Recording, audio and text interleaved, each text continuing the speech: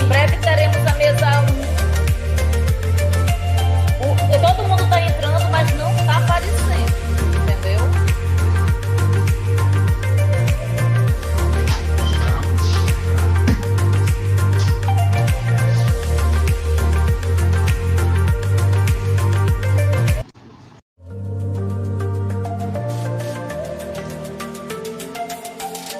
Com pouco mais de 50 anos de existência, a Universidade Federal do Maranhão é referência em ensino, pesquisa e extensão em todo o estado. Sediada na cidade universitária Dom Delgado, em São Luís, conta também com campos espalhados por outras 8 cidades do Maranhão.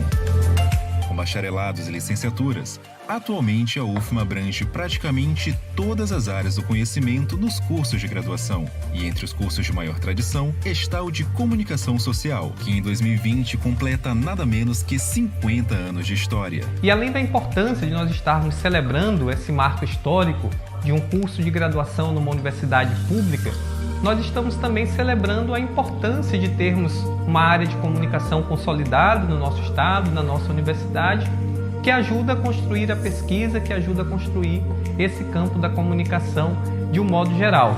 A prova disso é que nesses 50 anos nós pudemos realizar uma programação científica com mais de 20 eventos, todos eles oriundos de grupos e núcleos de pesquisa vinculados ao nosso departamento. O Congresso Internacional de Relações Públicas Internacionais e Mercados Emergentes faz parte das atividades do Grupo C3PR, que desenvolve um projeto de pesquisa relacionado ao tema. Desde 2017, o grupo tem realizado várias reuniões abertas.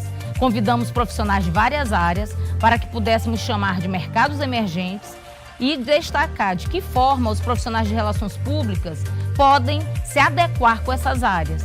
Por que mercados emergentes? Porque são áreas que fogem do cotidiano, do rotineiro.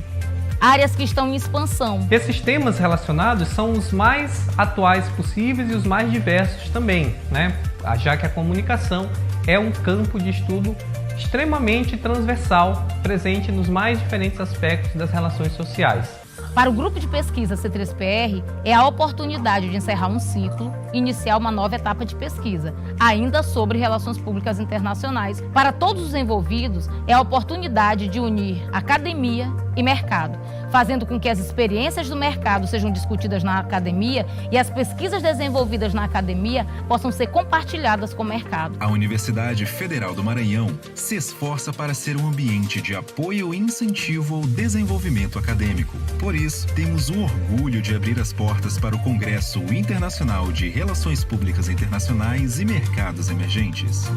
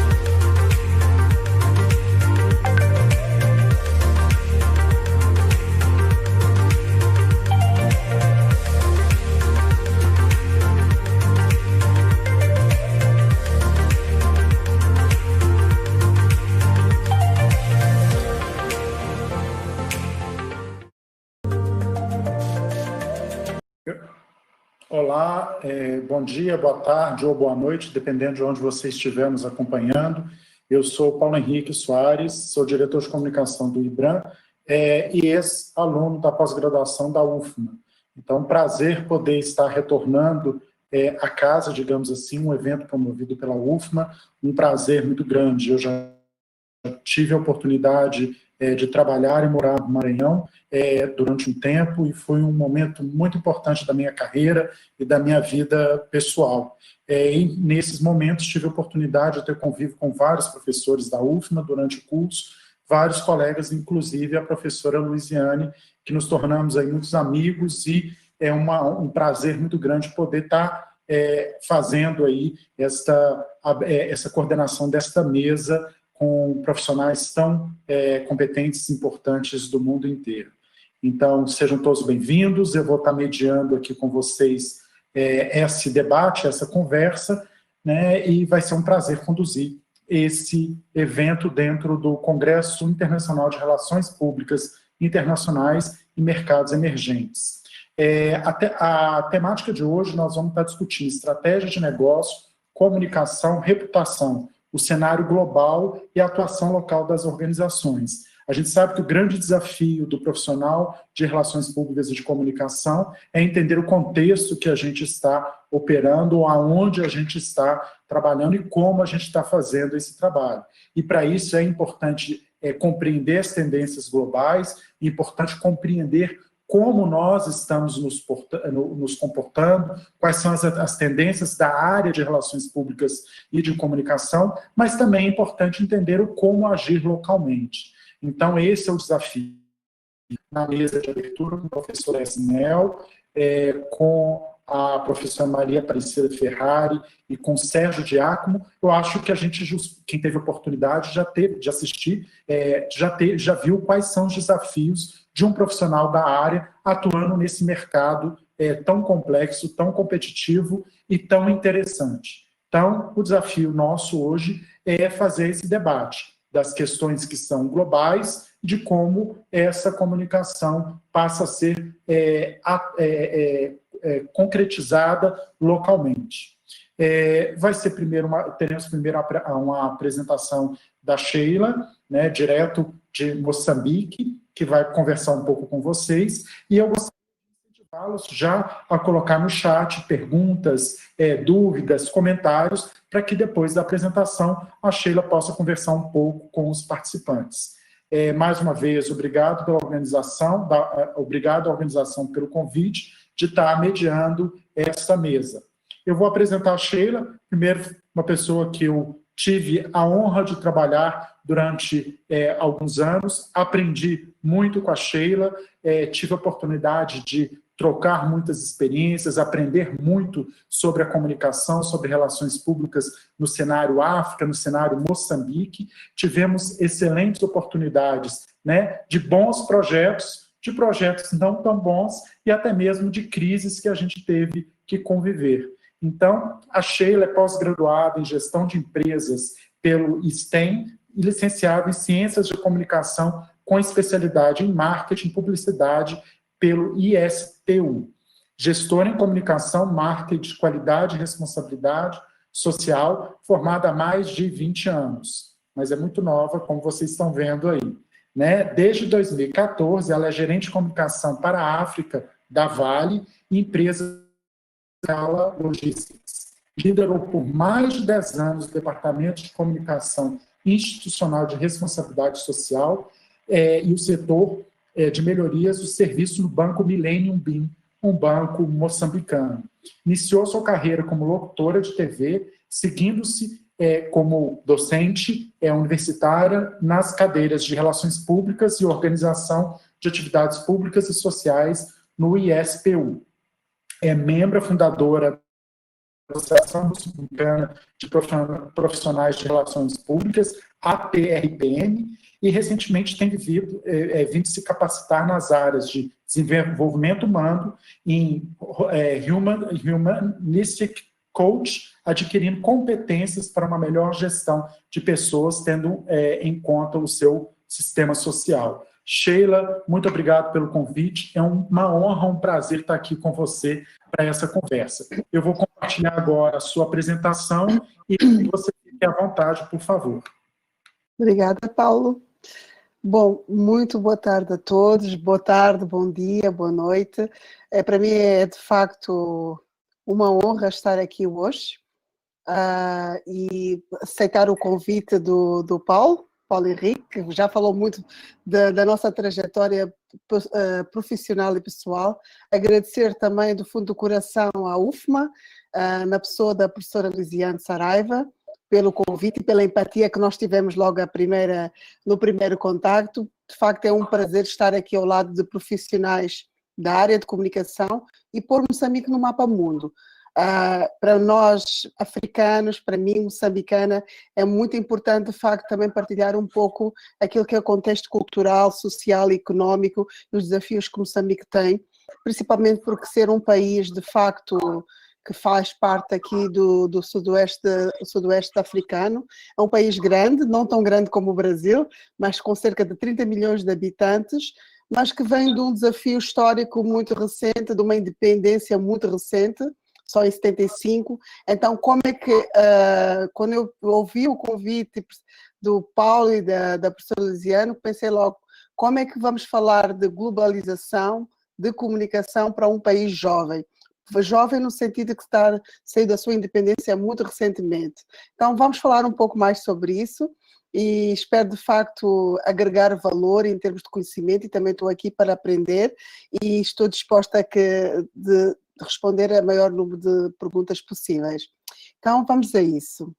Mais uma vez, obrigada. E obrigada aos colegas de Moçambique que submeteram as propostas aqui no trabalho e espero que, de facto, sejam bem-sucedidos. E isto mostra, mais uma vez, que a comunicação, de facto, é um processo sem barreiras, é transversal, é mundial e é através da linguagem, independente da nossa cultura, da nossa língua, nós conseguimos nos comunicar. Então, este congresso é, de facto, uma prova disso. E muito obrigada mais uma vez por essa oportunidade. E vou aqui passar, deixa-me ver se eu consigo passar, não estou aqui a conseguir transmitir. Eu passo para você. Tá bom, ótimo. Bom, antes de irmos mesmo ao nosso tema, né, sobre comunicação, sobre estratégias de comunicação e negócio neste contexto global e pensando localmente, eu gosto sempre de partilhar a minha noção de comunicação.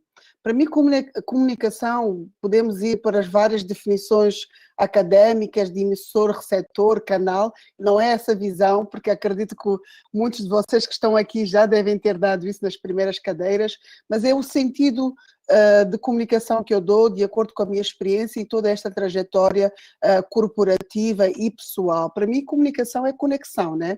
É interação. E nós, quando estamos a falar de comunicação, estamos a falar da humanização das relações. E da humanização das relações individuais, interpessoais e organizacionais, né? Institucionais. É disso que nós falamos quando estamos a falar de comunicação. E a questão é, como é que nós vamos, de facto, pegar esta ferramenta potente, que é a comunicação, seja ela verbal ou não verbal, e, de facto, trazer um posicionamento que agregue valor aos diversos stakeholders. Então, é um pouco isso que eu vou partilhar, saindo do global para o local, que é Moçambique. Paulo, por favor.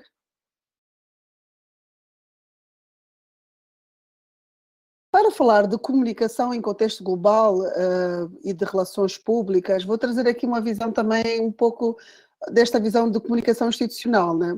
As empresas, como sabemos, elas de facto são conhecidas, o seu DNA, pelo aquilo que é a sua proposta de valor, o seu propósito. E o seu propósito muitas das vezes está relacionado com aquilo que é a sua visão, sua missão e seus valores. Todos os dias, cada vez mais, as empresas fazem um statement, uma afirmação daquilo como elas querem ser conhecidas no mercado. Isso é a sua missão, a sua visão, os seus valores. Mas a questão do desafio da comunicação no nível global, ela empurra-nos cada vez mais para a coerência, para que nós, como indivíduos ou instituições, sejamos coerentes, congruentes, que aquilo que nós dizemos que fazemos seja igual àquilo que nós efetivamente fazemos, né? Então é preciso aliar o discurso da fala com a realidade e a praticidade. Por quê? Porque muitas das vezes, e hoje em dia, cada vez mais, nós temos um público cada vez mais esclarecido, mais informado, e em que a comunicação ela aparece como um elo estratégico, né, entre as organizações e os indivíduos. Então é muito importante que as empresas, ao se posicionarem no mercado, elas de facto, aquilo que elas prometem ao mercado, elas cumpram, né? Então, o processo da comunicação institucional, dentro da visão global, faz com que as empresas, de facto, sejam cada vez mais coerentes. Não existe outro espaço para a incoerência, a falta de ética e a falta de integridade. Paulo, por favor. Então, qual é a atuação das relações públicas nas organizações, aliás? As relações públicas ao profissional de comunicação, seja ele corporativo, empresarial ou institucional, dependendo do setor do mercado que ele atua, exatamente tem que ser visto como um braço estratégico da organização, né? Porque ela tem que ter o profissional de relações públicas ou o profissional de comunicação, ele tem que ser colocado como um aliado direto da direção da empresa, ou da direção do governo, ou da instituição, seja ela pública ou privada. Por quê? Porque ele é o profissional que tem uma visão holística, sistémica, de todo o negócio, de toda a instituição. Então, o mundo global precisa deste profissional com estas competências, né, essas aptidões e este perfil, que consiga interagir com os diversos públicos, trazendo o quê? O que é que as empresas procuram? As empresas procuram resultados. E para atingir os resultados, elas precisam de ter uma comunicação efetiva, direta, assertiva e humanizada. E essa comunicação só é possível quando o profissional de comunicação tem acesso direto à direção e à liderança do topo das organizações. Mas, infelizmente, nem sempre é visto dessa maneira, né? Há várias interpretações do que é realmente um profissional de comunicação e nós iremos ver um pouco mais profundamente, principalmente aqui em Moçambique, quais são os nossos desafios que nós temos.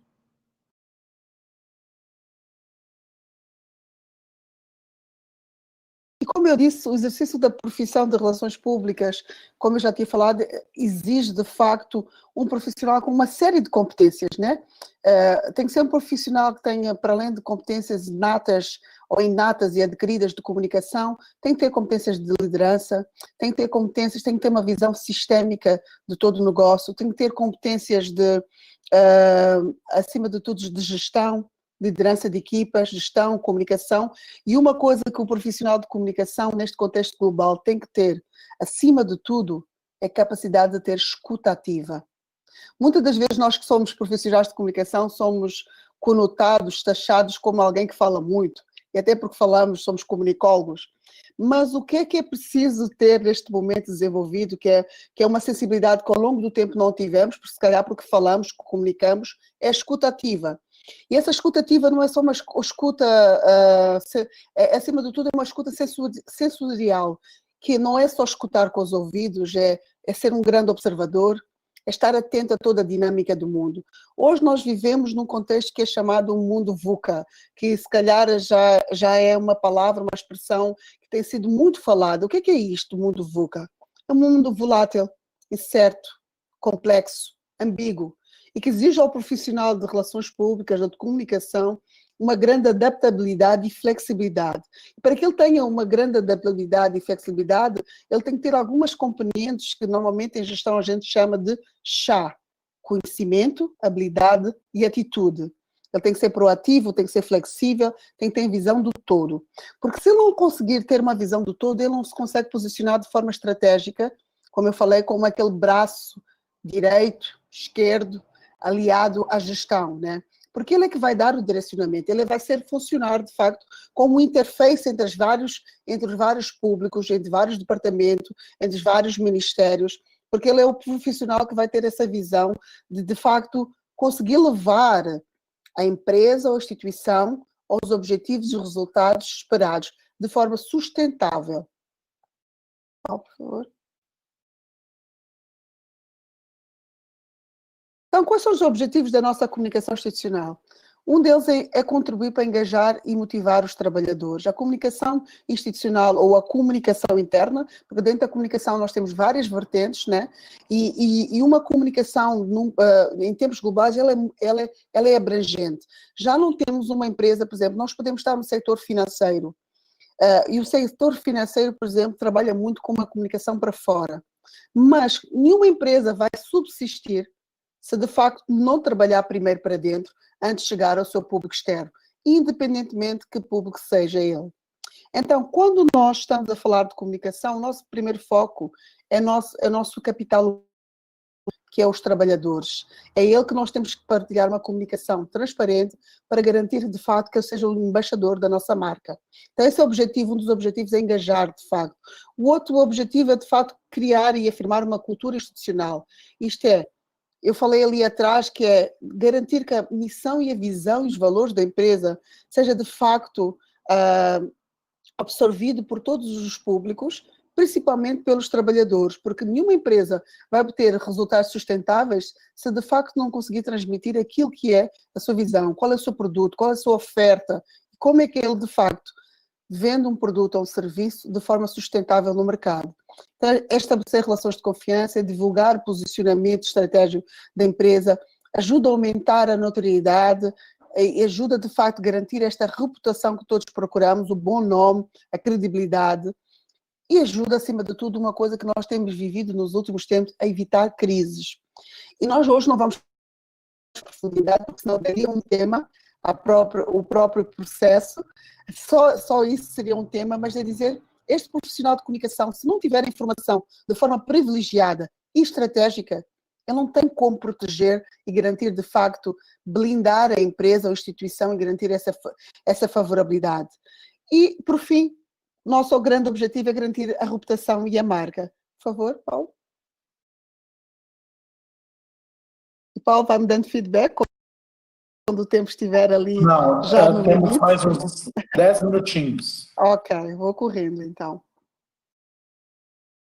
Então, eu já falei um pouco deste mundo aberto. O que é que se pretende neste novo mundo, nesta nova dinâmica? E atenção que a nossa comunicação, a comunicação sempre foi vista como o quarto poder, né?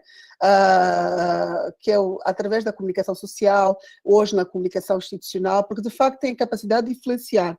Só que este profissional de comunicação no mundo de hoje tem que ser cada vez mais ético e íntegro e promover de facto uma esfera de diálogo aberto e transparente, ser um profissional que esteja atento às várias tendências. E, acima de tudo, eu sublinhei aqui em marrom 3 aspectos que eu acho fundamentais para além dos outros, como colaboração e visão sistémica. Um diálogo aberto e transparente, agir com sustentabilidade e com foco em qualidade, né? O mundo é cada vez mais competitivo e só as empresas e as instituições que tiverem esta visão de comunicação é que vão conseguir subsistir. Principalmente na era digital que nós encontramos neste diálogo social, em que já não basta vender um bom produto, é preciso de facto trazer credibilidade ao nosso discurso. Então, uma boa comunicação deve considerar, acima de tudo, para além do público, eu sempre gosto de dizer de uma frase que é muito comum, né? One size fits all. Não, na comunicação isso não funciona. Um mesmo padrão para todas as pessoas não funciona. Nós temos que ter a preocupação de adequar o nosso discurso ao público e ter um discurso, de facto, de comunicação transformador, transparente, sustentável e eficiente. Por favor, Paulo. Então, nós trabalhamos numa constante relação entre os diversos stakeholders que influenciam, de facto, a dinâmica da comunicação no mundo. Trabalhadores, governo, ONGs, instituições, clientes. Então, esta comunicação tem que ser cada vez mais direcionada. As pessoas, hoje estamos a viver um momento atípico a nível mundial com a pandemia, né? E eu sempre digo, nunca tivemos tanto acesso como seres humanos a plataformas de comunicação, de informação, e nunca comunicamos de forma qualitativa, com qualidade, e isto quer dizer que é importante, hoje as pessoas são muito exigentes, o trabalhador da instituição quer ser esclarecido, quer ser informado, quer ser direcionado, e acima de tudo quer ser ouvido, ter opinião e um posicionamento. Então, quando nós estamos a fazer comunicação, temos que olhar para todo este contexto social, estratégico e estrutural das organizações.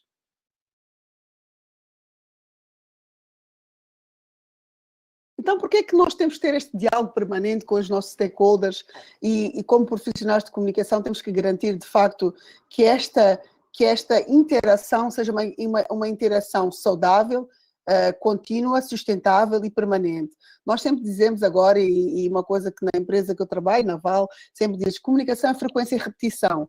Nós não podemos comunicar uma vez e achar que nós já atingimos e conectamos o nosso público. Isso é uma situação permanente. O Paulo está-se a rir porque deve de certeza ter de onde é que vem essa frase. Então, qual é a nossa responsabilidade? É fortalecer o diálogo entre a empresa e os nossos diversos públicos, a comunidade onde nós estamos diretamente inseridos. É construir, de facto, uma identidade pela qual nós queremos ser vistos, reconhecidos e respeitados. É minimizar impactos sociais, ambientais e económicos. E aqui é muito importante perceber que o profissional de comunicação que é colocado numa organização tem que ter uma preocupação genuína com a sustentabilidade e garantir uma continuidade dos negócios e antecipar as crises, né? Acima de tudo, estabelecer este relacionamento contínuo e duradouro com os stakeholders.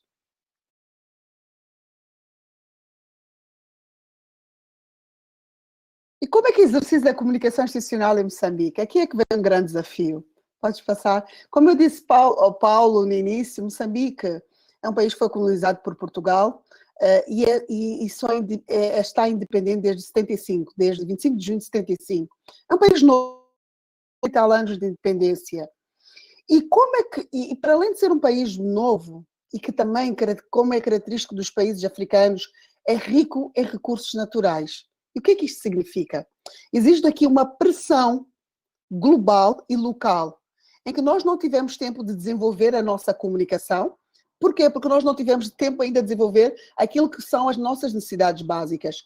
Educação, saúde e segurança. Então, Moçambique, como um país emergente, em ascensão, subdesenvolvido, está a ser forçado a correr para se conseguir colocar num patamar económico, social e acima a nível de comunicação igual ao mundo. E isto faz com que, de facto, hajam grandes desafios. A par disto, eu trago aqui uma cronologia histórica das relações públicas ou da área de comunicação em Moçambique, né? Só para vocês terem noção, o primeiro curso de relações públicas foi introduzido apenas em 1996 em Moçambique, pela Escola de Jornalismo, que foi criada em 77. Somos muito novos nisto, né? Estamos aqui a falar com a UFMA, que está a comemorar 50 anos, se eu não estou em erro, do curso de comunicação. Então, nós temos muito que aprender. E em 1996, o ISPO, que é a faculdade que eu me formei, criou o primeiro curso de licenciatura em comunicação social. Em 2008 foi aberta a Escola Superior de Jornalismo, porque antes era uma escola mais técnica. Em 2016 apenas, a maior universidade do país, pública, que é a Universidade Eduardo Mondlane, abriu o curso de Artes, Comunicação, com licenciatura em Relações Públicas e Marketing. E apenas em 2017, um grupo de estudantes com muita aspiração e profissionais de comunicação, de facto, criaram a Associação de Profissionais de Relações Públicas. Isto para dizer o quê? Que nós temos um grande caminho, né, pela frente. E temos, por um lado, as carências locais que nós temos, o entendimento do perfil do profissional de comunicação, e esse perfil é muitas vezes confundido com o jornalista, porque as nossas instituições públicas normalmente ainda têm a pessoa de comunicação como aquele que é o porta-voz, ou aquele que faz apenas o protocolo, ou que representa a imagem individual do líder daquela instituição, fazendo com que sejam um promotor da imagem individual e dando protagonismo à pessoa e não à empresa física, à instituição e à direção da empresa. Então, nós temos grandes desafios pela frente de trazer um profissional que tenha competências sistémicas e holísticas sobre a gestão de comunicação a nível local. Paulo, por favor.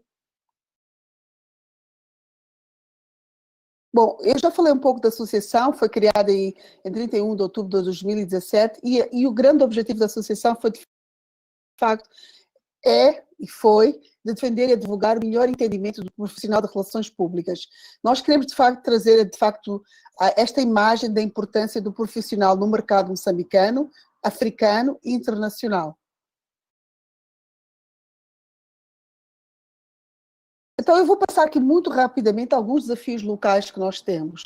Como é que nós recebemos as expectativas das multinacionais no mercado oil and gas, no mercado de mineração, em que os patamares de exigência são muito elevados, numa atuação local? E nós temos aqui, de facto, como eu falei, que só em 2000, né, no ano 2000 é que nós começamos, de facto, a ter profissionais de comunicação com algumas maiores competências a nível académicas. Existe também a necessidade de conferir um posicionamento mais definido em relação às funções e a sua importância, né? Não ser visto como jornalista. Nós aprendemos em faculdade que o jornalista não pode ser relações públicas ao mesmo tempo que exerce a responsabilidade de relações públicas. E aqui não, o jornalista é relações públicas, faz comunicação corporativa e, acima de tudo, está ali para dar projeção à imagem do indivíduo. Para além disso, temos também aqui a valorização da prática do seu verdadeiro papel atual do estágio da comunicação em Moçambique, né? Então, o que é que nós pretendemos? É dar um conhecimento de facto ampliado, porque as organizações ainda acham que as relações públicas é um protocolo apenas. E nós, quando estamos a trabalhar na comunicação como um todo, sabemos que temos uma área de performance, área de comunicação interna, área de comunicação externa, institucional. Então, dentro da comunicação, organização de eventos, este profissional tem que ter essas competências todas e não competências limitadas. E em Moçambique, ainda grande parte trabalha numa área muito restrita. Por favor.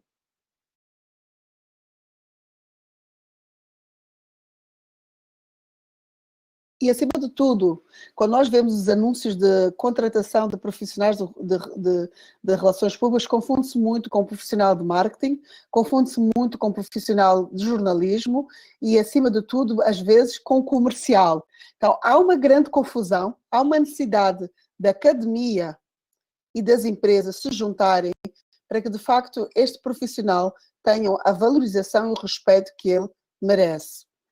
E um dos maiores desafios que nós temos é de não termos uma lei que regulamenta, de facto, a atividade e o profissional de relações públicas e de comunicação. Por isso, muitas das vezes, quando a gente vê anúncios de recrutamento, eles estão enviesados, eles não mostram claramente as competências que devem ser colocadas para aquela vaga, para aquele profissional desenvolver, de facto, as competências pelas quais ele está preparado para fazê-lo, né? Então, a formação do profissional de relações públicas eu entendo, dentro do contexto local, como um dos maiores desafios, né? Em termos de competências, habilidades e atitudes.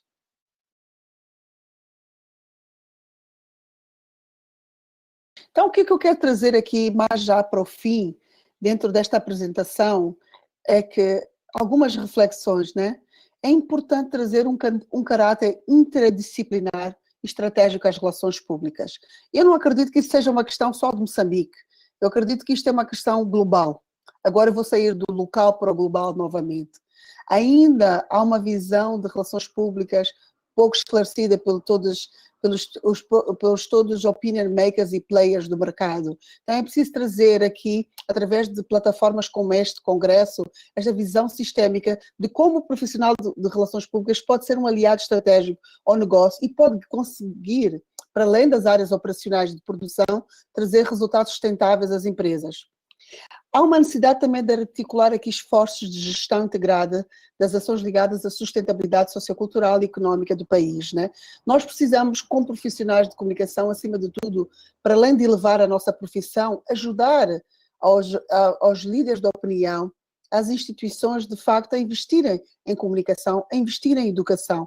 Porque um país educado é um país desenvolvido, é um país que vai conseguir trazer resultados sustentáveis.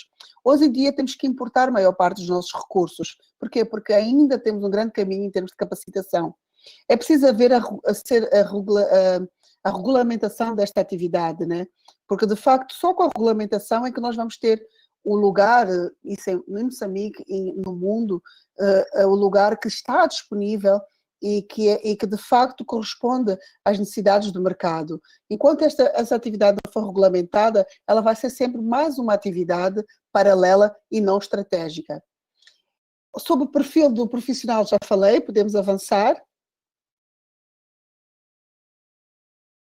É preciso também aqui, dentro do contexto global e local, eu sempre digo esta frase que é um clichê, mas eu volto a repetir, que é think local, act global. Nós temos que pensar, aliás, até troquei, pensemos globalmente e temos que agir localmente. Quando estamos com um processo de multiculturalidade na comunicação, muitas das vezes queremos importar valores e metodologias de funcionamento que não funcionam para a África, não funcionam para Moçambique. Então, o processo cultural para a comunicação é muito importante para Moçambique, é muito importante para a África, porque a característica da atuação dos indivíduos, mesmo antes das organizações, é muito particular. Então, é importante para quem quer exercer comunicação respeitar a individualidade e a multiculturalidade dos países, porque senão vamos importar, de facto, grandes plataformas, grandes visões que não funcionam em África. É preciso, de facto, promover a colaboração, a integração entre os sectores privados e públicos, porque, de facto, nós vemos as empresas privadas a crescerem no entendimento da comunicação e as públicas ainda com uma visão muito míope e reservada sobre aquilo que o potencial de comunicação pode dar até para o exercício do poder público e do esclarecimento e do engajamento dos cidadãos. E, acima de tudo, uma das reflexões que eu vejo aqui em relação ao Moçambique, a necessidade de atualizar os currículos académicos, né? Trazer algumas componentes e competências académicas, como gestão de qualidade. Nós hoje sabemos que para fazer comunicação, profissional de comunicação tem que ter alguma informação sobre o ISO. Por quê? Porque nós estamos aqui a competir com o mercado internacional global, que tem padrões, e esses padrões são orientadores para que as empresas sejam competitivas. Tem que trazer também um bocadinho desta componente de liderança, sustentabilidade, pesquisa.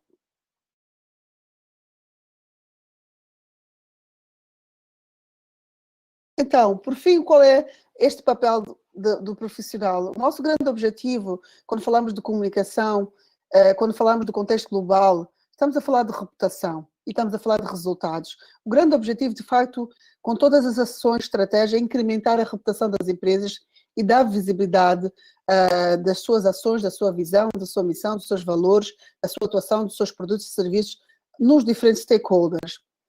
Hoje em dia, as empresas querem, e os stakeholders querem, empresas que são comunicativas, mas comunicativas de forma qualitativa, que tenham um discurso simples, objetivo, claro, direcionado, transparente e assertivo.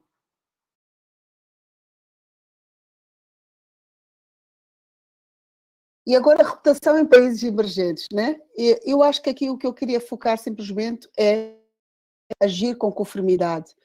Países subdesenvolvidos têm uma dificuldade de exercer a reputação, porque a reputação não é prioridade.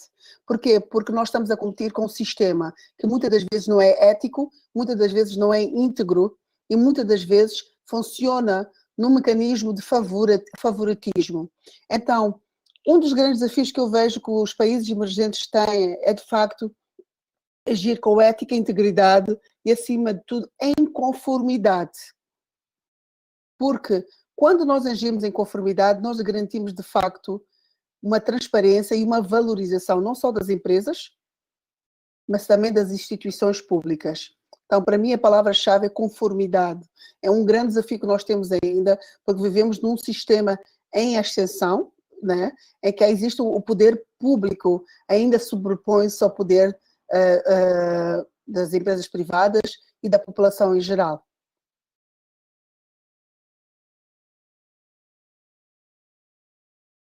Então, as últimas recomendações que eu poderia aqui dar para todos que nos ouvem aqui, principalmente para os meus colegas e companheiros aqui moçambicanos e de contextos não só global, mas também contexto local, é preciso continuar, de forma contínua, a analisar a evolução da comunicação institucional e neste contexto complexo, e principalmente neste contexto que nós estamos aqui a perceber um grande boom de desenvolvimento das multinacionais em países subdesenvolvidos como Moçambique. É preciso mostrar também qual é o papel da área de relações públicas, né? E, de facto, colaborar com as organizações públicas e privadas para trazer, de facto, o respeito e o patamar que nós queremos. É preciso contribuir para o avanço da pesquisa e, acima de tudo, sair da fragmentação para a globalização da comunicação, para o fortalecimento da área e para que a mesma ocupe o seu espaço através de uma comunicação mais sistémica, estratégica no âmbito das organizações. E isto só é possível com muita colaboração, com muito estudo, e eu acho que aqui, e dando aqui um direcionamento direto aqui para a UFMA e para todas as outras faculdades em Moçambique, a academia aqui tem um papel muito importante de ajudar as instituições públicas e privadas a colocar o profissional de comunicação e a comunicação como um todo como um aliado estratégico para o desenvolvimento das nações, das empresas e dos indivíduos. Eu acho que a minha apresentação fica aqui, né? Isto é uma frase só do nosso papel e nosso objetivo, é deixar aqui um legado, né? E ter muito mais pessoas a discutir estes temas, né? Porque a comunicação é recente comparativamente com as outras disciplinas académicas, e hoje em dia nós vemos o boom, as pessoas só se comunicam, mas a minha mensagem final, mais do que comunicar, é preciso saber escutar. Obrigada, Paulo, por esta oportunidade. Muito obrigado, Sheila. Já estava com saudade de conversar com você. Que bom que a gente está tendo essa oportunidade. Parabéns pelo seu trabalho, pelas suas reflexões. Eu aqui daria já para escrever quase um livro inteiro só com aquilo que você nos ensinou e trouxe aí a refletir, como vocês dizem. Vamos continuar aqui a conversar, né? Temos algumas perguntas aqui no chat. Eu gostaria de incentivar as pessoas a entrarem, colocarem os seus questionamentos direto para a Sheila e a gente já vai conversando aqui, né? Sheila, a gente tem uma primeira pergunta aqui do Orlando Gonçalves Júnior. Boa tarde, uma pergunta para a Sheila. A proximidade cultural pelo idioma ajuda Moçambique a trocar experiências em comunicação com Portugal ou com o Brasil? Ou essa relevância não importa tanto e a busca por experiência pode vir de qualquer lugar? Eu vou começar, obrigada. É o Orlando, né? Obrigada, Orlando, pela partilha da pergunta. Olha, a experiência que eu tenho vindo é que nós temos que perceber que somos, como seres humanos, aculturados. Então, qualquer experiência conta. E é preciso estar aberto para essa partilha. Porém, nós, muitas das vezes, entramos num erro, que é, mesmo o Brasil, como país, tem uma diversidade cultural muito grande. E que, se calhar, pessoas que estão no Sul, ou no Nordeste e no Norte, elas não se entendem em algumas coisas. Então, é muito importante, quando nós vamos para um país, que a gente tenha tempo de observar a cultura e a dinâmica desse país. Existe aí um estudo, agora esqueci-me do nome do site, que faz um estudo, comparação entre culturas, e que mostra, de facto, por exemplo, o brasileiro em algumas coisas é mais ansioso, o moçambicano, pela estrutura da guerra e por ter vindo da colonização, depois da guerra, é um povo mais de hierarquia, ok? É menos, ele comunica-se, mas mais no silêncio. Então, ajuda, mas é preciso respeitar essas diferenças, e a única forma de saber isso é observando, perguntando, e não partir do princípio de que o facto de falarmos a mesma língua, ok? Nós, de facto, conseguimos navegar nas mesmas atuações. Conseguimos, há muitos modelos que funcionam, sim, a nível cultural, mas grande parte é preciso observar aquilo que funciona localmente, né? Então, isso é que eu vejo para trabalhar numa multinacional como a Val, por termos várias nacionalidades lá dentro e, acima de tudo, por muitas das vezes, se calhar muitas vezes o maior desafio que nós temos, que eu sempre digo, as empresas grandes sempre dizem que estão sempre à espera de grandes expectativas da área de comunicação. E eu pergunto sempre, o problema está... A comunicação é da comunicação. Se for um problema da comunicação, é do departamento de comunicação. Se for um problema de comunicação, começa aí pelo português e pela gramática. É de todos nós. Então, esse é que é o grande desafio. Que o problema, muitas das vezes, é de comunicação. Oi, Paulo, está no mute. Está no mute. Desculpa. Obrigado, Sheila, compartilhando aí uma experiência em cima da pergunta do Orlando. Eu tinha a doce ilusão, quando eu estava trabalhando na Vale, que fazer negócios e ter oportunidade de ter operações em Moçambique seria muito mais fácil. Mas, muito pelo contrário, a complexidade da diferença cultural independe do idioma. E, muitas vezes, o mesmo idioma nos leva a crer que o processo seja muito mais simples, e na realidade ele é muito mais complexo. E quando eu saí de Minas e fui morar no Maranhão, eu tive até dificuldade de entender vários termos maranhenses e até entender a cultura local, né? Hoje eu vou rir dessas experiências todas que eu tive, mas entender o que é o se é sim, se é não, né? Se entender o que é grafite, né? O que é bala, o que é confete, o que é presilha, são todos termos que, teoricamente, eu estou no mesmo país, mas no Maranhão, né, isso impedia. E aí, Sheila, eu queria explorar um pouquinho mais das diferenças culturais, né? Eu chegando como estrangeiro em Moçambique, eu acho que eu vou ver uma cultura. Na realidade, são muitas culturas, são muitos idiomas, e nem todos no país inteiro leem, entendem e falam português, ou têm o português como sua primeira idioma. Então, para você fazer a comunicação, né, se você é da região de Nacala, não é a mesma coisa da região de Tete, que não é a mesma coisa da região de Maputo. São idiomas diferentes e histórias diferentes. Eu queria que você compartilhasse um pouco, por favor. Um grande desafio, e falaste muito bem, e antes de eu fazer o teu comentário, dizer, mas também tem a parte positiva, né? Eu acho que a comunicação, quando ela tem essas diferenças todas, elas também, e se nós desenvolvemos aquilo que eu falei da escutativa e a observação, ela torna-nos como profissionais e como pessoas mais tolerantes, ok? E nós muitas das vezes não sabemos ouvir. Todos nós não sabemos ouvir. A nível regional, nós temos 11 províncias, né? E temos vários dialetos e várias influências culturais. Nós temos influências asiáticas, temos indiana, temos portuguesas, e quer dizer, nós como indivíduos em todos os países, e como vocês aí no Brasil, somos um fator da aculturação. Mas, eu estando em Maputo, só vou dar um exemplo, as pessoas do norte do país é uma sociedade matriarcal, em que as mulheres é que são mais empoderadas, e elas é que controlam a casa. No sul é patriarcal.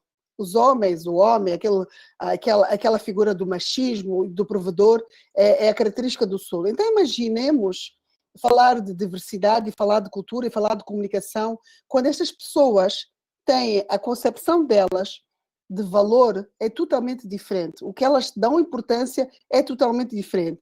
E fazer comunicação nestes fatores desafiantes.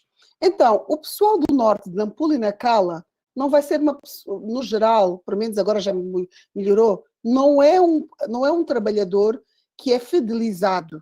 Ele muda constantemente. E se eu não perceber isso, se eu não estudar um pouco a cultura e esta multiculturalidade, mesmo local, eu vou fazer uma ótima campanha, mas ela não vai engajar. Porque o nível de foco, o nível de presença e de conexão dele é muito temporária. Por quê? Porque o norte do país é uma zona costeira.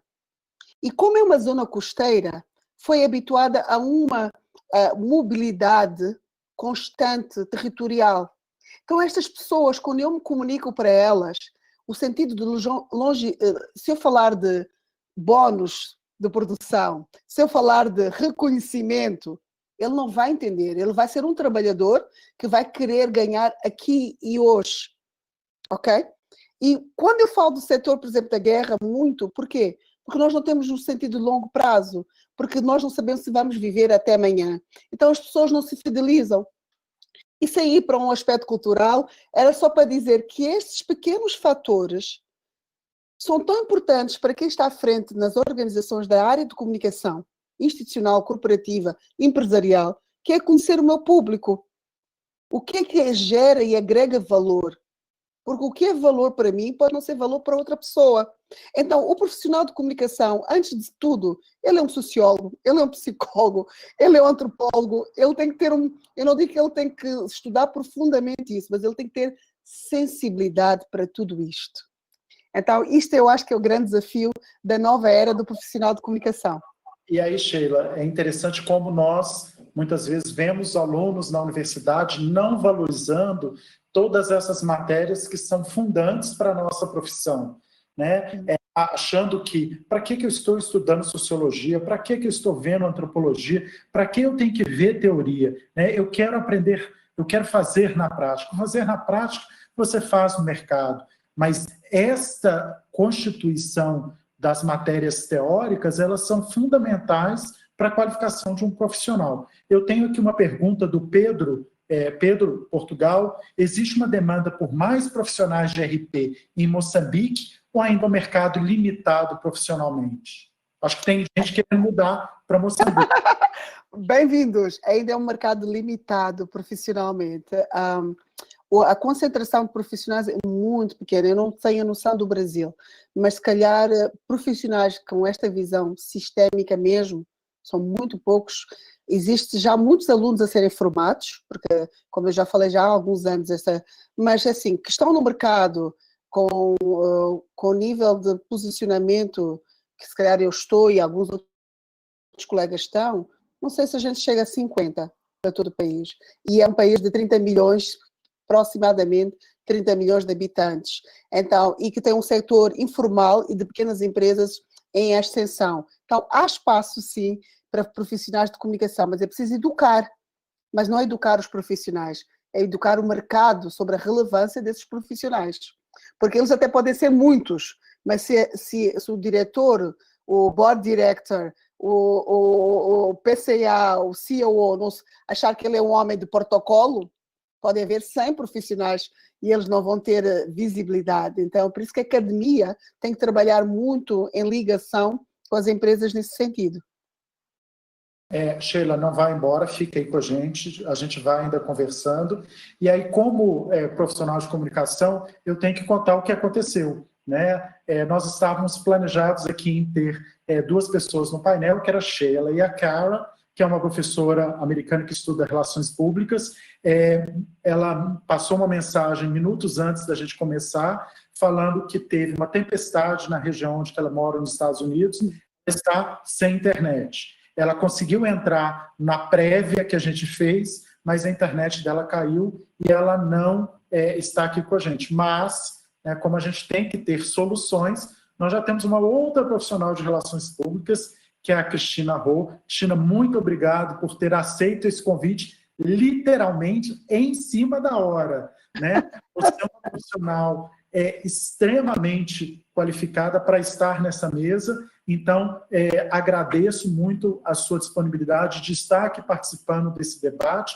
Ela não entrou logo no início, que ela estava numa reunião, mas pôde acompanhar uma parte da conversa da Sheila, e eu gostaria agora de conversar um pouco com a Cristina, né? A Cristina é uma profissional que tivemos a oportunidade também de trabalhar na Vale durante muitos anos. Hoje trabalha na Bamin, uma empresa também de mineração, teve a passagem em outras empresas também do setor, e eu queria, Cristina, que você pudesse falar um pouco sobre a sua experiência, a sua visão, né, tendo também a sua origem, né, e como isso tem impactado a sua carreira trabalhando com relações públicas internacionais. Ni hao e xie xie.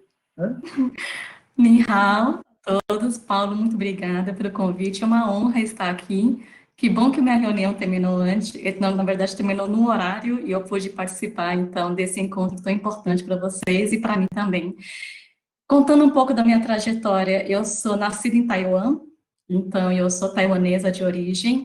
Minha família migrou quando eu estava com 8 anos de idade, e eu sempre, eu sou formada em RP, né, pela USP, e comecei minha carreira profissional em São Paulo. Atuei em várias empresas de vários segmentos, de várias nacionalidades. Trabalhei na Mercedes, que é uma empresa alemã. Trabalhei na KPMG, que é uma consultoria também internacional.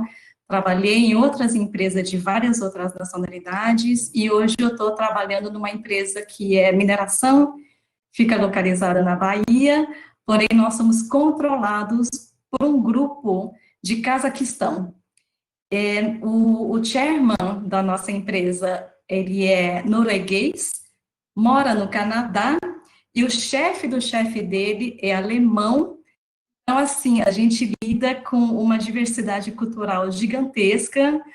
Nós fazemos muito approach com empresas asiáticas, principalmente da China, e do Oriente Médio e do Japão, né, em função do mercado do minério de ferro para esses países.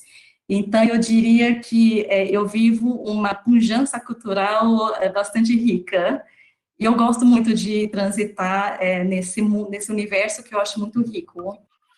Eu acho, para vocês que são estudantes, né, é uma profissão que tem muito a oferecer, desde que você tenha bastante curiosidade de correr atrás e sempre renovar seu repertório, que eu acho que o que nos dá respaldo para a atuação é a nossa riqueza de repertório. Ótimo, Cristina. E como é que é você ter essa oportunidade de trabalhar com tantas culturas, áreas diferentes, e você também vindo, né, brasileira de criação, mas vindo de casa de uma outra cultura. Então, isso já foi muito natural para você? Como é que é isso? Paulo, como eu cheguei no Brasil ainda criança, eu tive que lidar com essa interface cultural desde cedo. Então, assim, a minha família, ela é tradicionalmente taiwanesa. São Paulo, né, para quem conhece, São Paulo tem uma diversidade também de culturas e de nacionalidades muito grande. E o fato de fazer interface, trabalhar com pessoas de né, culturas e backgrounds muito diferentes, eu acho que é muito enriquecedor. Assim, eu acho que o fato de atuar nisso, para mim, é muito natural, né? Eu sempre tive mente muito aberta. Eu acho que a primeira coisa que você tem que ter, né, você tem que se despir de todo preconceito que existe com relação a outras culturas, porque a partir do momento em que você se coloca de forma aberta e receptiva, a outra pessoa também vai baixar aquele preconceito que ela tem, né, porque é óbvio, preconceito é inerente de todo mundo, mas quando você se coloca de forma receptiva para isso, fica muito mais fácil de dialogar. Eu acho que é uma postura até de empatia, de você também entender o outro. As barreiras somos nós que colocamos, né?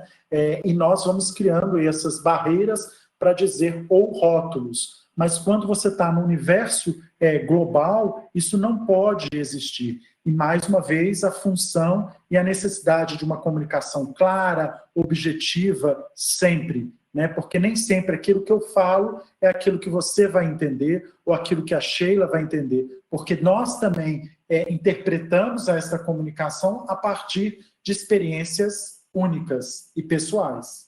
De você ter me recebido com o Ni Hao, né, eu acho que assim, ele já abriu as portas, né, quando você vai à China e você aprende poucas palavras, mas aquelas palavras cruciais que vão te abrir portas, ele vai ser muito bem recebido. Todas as culturas funcionam dessa forma. Eu tive a oportunidade de morar alguns meses na França, em Paris, eu cheguei sem saber falar francês, nem bonjour, né, e aí eu aprendi a falar francês, e aí as poucas palavras que eu fui aprendendo, eu fui colocando com as pessoas que eu encontrava no metrô, na rua, nas praças, nos museus, e assim, eles sabem que você não é nativo, eles sabem que você não sabe falar o idioma, mas o seu esforço de tentar falar, o seu esforço de tentar essa aproximação, ele é muito reconhecido. Então, a melhor forma de buscar isso é quando a palavra que você usou é a perfeita, é ter empatia com o outro. Ótimo. Eu tenho aqui, Sheila, uma pergunta para você e a gente vai fazendo esse ping-pong. Sheila, fique à vontade para perguntar para a Cristina também e Cristina para a Sheila, já que nós estamos aqui num debate. Uma pergunta do Marcos Vinícius Bonfim. Ele gostaria de saber se em Moçambique, quais os autores brasileiros de relações públicas que são conhecidos e quais autores moçambicanos de RP você nos recomendaria a ler? Bom, não sei se eu vou conseguir responder a pergunta, talvez quais é que eu recomendo, saber os que são conhecidos ficaria um bocado limitada, né? Porque de facto nós usamos muito a biografia para estudar brasileira e portuguesa, né? Então, e é o que tiver, e a brasileira está mais disponível ao mercado. A nível de Moçambique, e esta informação, parte que eu partilhei hoje, tem também o Dr. Afonso Vassoa, eu depois posso pôr aqui no chat, e partilhar. Dr. Afonso Vassoa é membro fundador também da Associação de Relações Públicas, é um académico, professor doutor, formou-se no Brasil, é uma pessoa extremamente interessante e nós tivemos aqui até um diálogo antes de eu vir para esta conferência. De facto, é alguém que tem aqui um ensaio dele interessante, que é Tendências e Oportunidades do Mercado de Trabalho para Profissionais de Relações Públicas e os Desafios das Instituições de Ensino Superior. Então, recomendo, ele tem livros publicados, não há muita publicação autoral em Moçambique, infelizmente, nas relações públicas, e há um grande espaço para isso. É o quanto eu posso, acho que, partilhar. Ótimo. E prazer, Cristina. Prazer é todo meu, Sheila. Tem uma pergunta mais para você, Sheila, e depois eu sigo com a Cristina. O Danilo Araújo pergunta, aqui no Brasil, a maioria dos autores, os pensadores utilizados nas matérias teóricas de relações públicas são brancos. Em Moçambique, tem referência de pensadores negros na área de comunicação? Bom, para Moçambique, como eu falei atrás, como a própria educação e o ensino é um desafio em si, nós não temos não é dizer, não é que não nos podemos permitir, ficamos limitados sobre aquilo que existe de recursos, não é? Quando os recursos são escassos, nós agimos de acordo com as ferramentas que temos. Então não existe esta questão de procurar a parte racial, como eu sei que no Brasil isto é um tema que sempre é tocado, né? Não existe porque nós não temos acesso à informação e ainda nem produzimos academicamente, como eu falei, muita informação e conteúdo na área de relações públicas. O Dr. Vassoa, Afonso Vassoa, é moçambicano, né? É africano, moçambicano, e ele começa a produzir alguns conteúdos nesse sentido e a Faculdade de Comunicação na Eduardo Mondlane, mas é muito pouco, quase que inexistente. Se eu tivesse a falar de literatura, falaria de Miyakoto, Paulina Chiziane, mas na área de comunicação ainda é muito limitado. Mas eu sugiro, quem tiver interesse, acompanhe a Sheila nas redes sociais, ela está extremamente ativa, produzindo, participando e gerando conteúdo, e talvez ainda num outro formato digital, né? Não na produção acadêmica dos livros, dos textos, né? Mas com certeza movimentando o mercado moçambicano, debatendo assuntos que são extremamente relevantes. Então tem feito, basta acompanhá-la aí nas redes sociais. Vocês vão Obrigada. Obrigada. Cristina, eu queria que você pudesse falar um pouco como é que é fazer negócio, né, com países do Oriente, especialmente Taiwan, China, né, e a sua experiência hoje numa empresa onde você tem um controlador do Cazaquistão. É muito diferente de fazer um negócio no Brasil e como você, como profissional de comunicação, tem que se comportar nesses universos multiculturais. Paulo, eu diria que é um desafio a cada dia. São culturas bastante sedimentadas, muito tradicionais e que são muito diferentes, tanto do Brasil com relação à Ásia, quanto do Brasil com relação ao Cazaquistão, quanto da Ásia com relação ao Cazaquistão.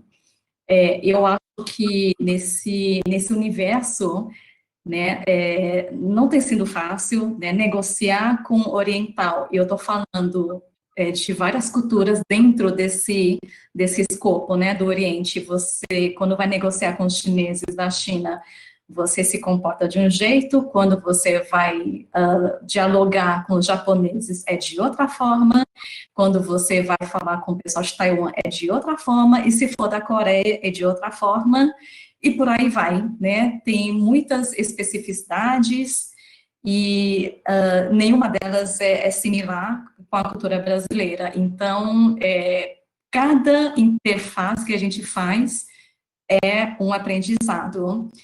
Agora, eu diria o seguinte, eu estou há anos, né, nesse universo multicultural, e quando eu vejo case de sucesso, você sempre tem um padrão que você pode seguir, né? Não seria a receita do sucesso, obviamente, porque cada interlocutor tem um perfil diferente. Se a gente está falando do segmento de mineração, é um segmento que tem características muito próprias. Se eu estou falando de indústria automobilística, que eu já atuei, também tem características muito próprias. Se for de informática, então, a questão é você saber customizar o setor onde você se encontra com a cultura que você vai fazer interface, né? Mas, assim, todas elas partem do princípio da receptividade e de você ter mais ouvidos para ouvir do que falar, né? Em muitas culturas, quando você expõe a ouvir e a absorver, saber o que eles buscam, né? E não oferecer um produto fechado, não oferecer um serviço fechado, você customizar aquilo que você está oferecendo, mas primeiro ouvir, né, o outro lado, para você poder saber se você vai conseguir atendê-los, tanto na cultura deles, quanto no tempo deles. E a forma de negociar também é muito distinta, né? Os chineses são extremamente formais, porém, os japoneses são muito mais, né? Eu diria que numa escala de formalidade, os japoneses... Isso tem que fazer um parêntese, uma revelação. Na realidade, apesar de não parecer, eu sou japonês, eu sou nascido em Tóquio, então nós temos realmente aqui uma mesa Brasil, Taiwan, Moçambique e Japão, né? Apesar de não ter, só nasci no Japão, não fui criado numa cultura japonesa, mas tem essa minha origem e conheço as tradições, né? E você sabe como a cultura japonesa ela é bastante tradicional, né?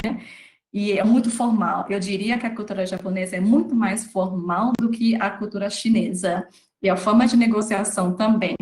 Então, os japoneses são um pouco mais...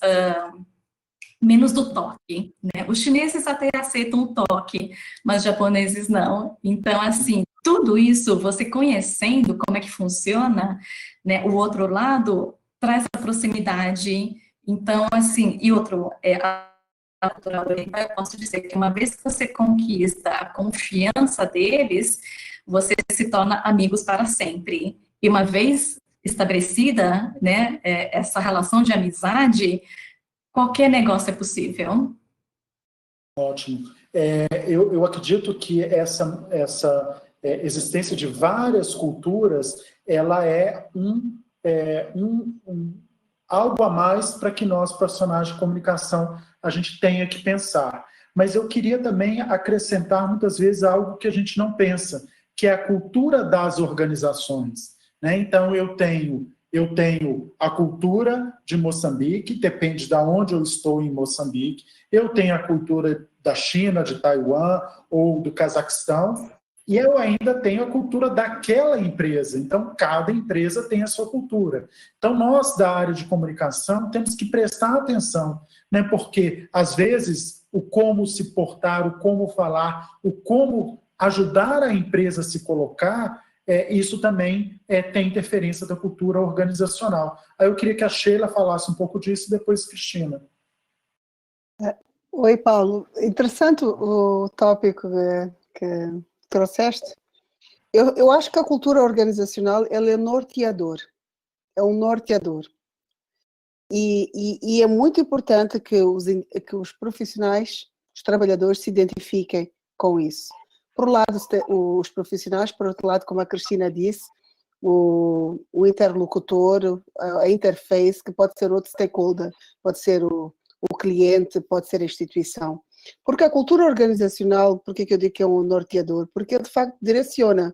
Nós gostaríamos, todos nós, cada um, fazer as coisas como quer, né? Eu tenho um gosto, a Cristina outro, o Paulo, tu tens outro, mas isso seria anarquia. As empresas não podem exercer uma anarquia, elas têm, mesmo as mais liberais, como a Google, a Microsoft, elas trabalham dentro de uma cultura organizacional, em que elas instruem um padrão que orienta as pessoas para uma mesma visão e para os mesmos valores. Por isso, só por exemplo, eu não fumo. Talvez seja muito difícil que eu vá trabalhar numa companhia de tabaco. Eu não gosto, se eu estou a dar um exemplo. Então, a cultura organizacional cruza-se, ele é orientador, mas ele também cruza-se e tem que ser coerente com os meus valores pessoais. E aí é que temos o equilíbrio, porque senão, a maior parte das vezes, a desmotivação, a frustração é porque os nossos valores não estão a coabitar, eles não estão em consonância. Mas as empresas precisam para elas de facto existirem, mais do que sobreviverem, coexistirem, existirem, elas precisam ter um padrão, elas precisam ter um direcionador para que todos consigam falar a mesma língua, independentemente da sua raça, religião, nacionalidade e experiência. Aquela empresa vai padronizar uma forma comum de se comunicar e ela vai nortear a relação entre as pessoas e os seus públicos. Então, eu acho que isto é extremamente importante, como tu falaste, que a gente não deixe para fora, não cada um vai abrir a sua própria empresa, né? Se não se sentir bem com os direcionamentos. Cristina, você gostaria de comentar, por favor? Eu concordo plenamente com a Sheila, e aí gostaria ainda de trazer outro fator, né, para esse caldeirão cultural, que é o seguinte: além da cultura organizacional, quando nós estamos agora nesse momento fazendo muita interface com empresas estatais chinesas. Eu acho que a cultura de uma empresa, o fato dela ser privada e o fato dela ser estatal, né, a gente está dialogando com praticamente formas muito distintas de trabalhar, né? Então, quando você lida com essa questão organizacional tão distinta da sua, a velocidade é diferente, os níveis de aprovação são diferentes, né? Na verdade, a orientação de uma empresa estatal chinesa, ela recebe orientação diretamente do presidente Xi Jinping, né? Então, assim, eles têm um reporte direto e a política que orienta a China orienta essas empresas estatais chinesas. Então, assim, além de você se adaptar a outra cultura que é tão distinta, você tem que se adaptar ao fato de ser uma empresa estatal, né? É como se estivesse negociando com o governo chinês, na verdade é negociando com o governo chinês. Então, é mais um ingrediente para a gente colocar a nossa prova tudo que a gente aprendeu na vida, e principalmente a característica de resiliência, porque realmente é um desafio, não é fácil, mas é uma delícia trabalhar com isso. Temos aqui uma pergunta para ambas, do Pablo Monteiro, né, considerando essa multiculturalidade ou até mesmo a interculturalidade, como vocês veem do ponto de vista da comunicação a gestão da diversidade nas organizações que vocês atuam? Bom, posso começar dizendo que para a empresa que eu trabalho, a Val, como vocês sabem, ela de facto ela endossa a bandeira da diversidade. Primeiro, e eu não vejo que a empresa podia se fazer de outra forma. Primeiro, para já é uma empresa multinacional que está em vários países. Então, só o facto de estar em vários países, a componente de diversidade tem que fazer parte da agenda estratégica da empresa. Primeiro, não é como um tema de campanha, mas sim agenda estratégica. Por quê? Porque ela lida com os diferentes stakeholders, desde clientes europeus, asiáticos, o seu negócio é feito com esses clientes, então essa diversidade. Dentro da organização é preciso respeitar as diferenças, porque as diferenças somam-nos, e a Val entende que as diferenças somam-nos e permite, de facto, maior crescimento e dinamismo empresarial e social. Então, a Val, de facto, respeita as individualidades a nível de racismo, a nível de equidade de género, a nível de orientação sexual e a nível de escolha religiosa, porque nós, como indivíduos, temos que ser respeitados por aquilo que somos. E as empresas são pessoas. Por isso que eu defendo uma comunicação humanizada, porque essa comunicação humanizada, ela prevê inclusão, respeito, e respeitar as diversidades é, de facto, estar num patamar corporativo, onde eu, como trabalhador, eu quero me sentir bem e fazer-me parte integrante daquela empresa, porque com certeza eu vou estar mais satisfeita, vou produzir mais e vou falar bem, porque nós, os trabalhadores, somos embaixadores da marca. Então, essa diversidade está relacionada não só com uma questão de uma seleção estratégica, mas como algo inegociável, na minha opinião pessoal. E a Val cada vez mais tem incorporado isso na sua gestão e procurado ser isso, de facto, um posicionamento estratégico. Cristina, você gostaria de comentar? Tudo que a Sheila falou, eu endosso, inclusive na BAMIN, nós temos o Comitê de Diversidade e Inclusão, e eu sou membro do comitê, né, como representante feminina e de origem asiática. A empresa, como eu falei, né, nós somos controlados por um grupo de Cazaquistão, e nós estamos presentes em 120 países, então nós temos uma diversidade cultural gigantesca. E essa questão de diversidade, ela não é só cultural, né? A gente pretende, na verdade, a empresa tem um plano de equidade de gêneros, orientação sexual, a questão da estrutura racial, né? Nós temos metas de ter, na liderança, representatividade de várias raças, né? Então, assim, nós trabalhamos fortemente para isso. A questão religiosa, tão bem citada para a Sheila, nós compartilhamos. E aí, hoje, nós tivemos, na verdade, hoje não, essa semana, tivemos uma reunião do comitê, onde foram trabalhadas essas questões, né, de geração de valor, de diversidade e inclusão para as empresas. Então, a diversidade gera valor para a marca, ela se destaca perante o concorrente, porque, queira ou não, nós trabalhamos com commodity, e commodity é muito difícil você... Obviamente tem um teor de qualidade que diferencia, mas o branding, você tem que colocar um plus, certo? Então, assim, a gente entende que diversidade é um valor, assim, que destaca a empresa perante os concorrentes. Além disso tudo, atrai os profissionais no mercado para a nossa empresa, né? Outro ponto positivo, que isso é muito visível, é quando você tem com essa diversidade, essa equipe tem mais entrega e é muito mais criativa. Então, essa iniciativa da BAMIN com relação à diversidade e inclusão, ela é aplaudida pelo nosso CEO, né? Nós temos toda a diretoria que apoiam essa iniciativa e a empresa é super entusiasmada. A gente tem feito nesse sentido. Bom, muito obrigado, Cristina. Sheila, temos uma pergunta aqui para a Sheila. Tendo em vista as diferenças culturais entre o Norte e o Sul e Moçambique, você tem conhecimento de ações das organizações no seu país, no sentido da diversidade, justiça social e igualdade social? Tem sim. Tem movimentos ainda muito tímidos, porque eu sempre disse que somos um país jovem, então tenham paciência connosco.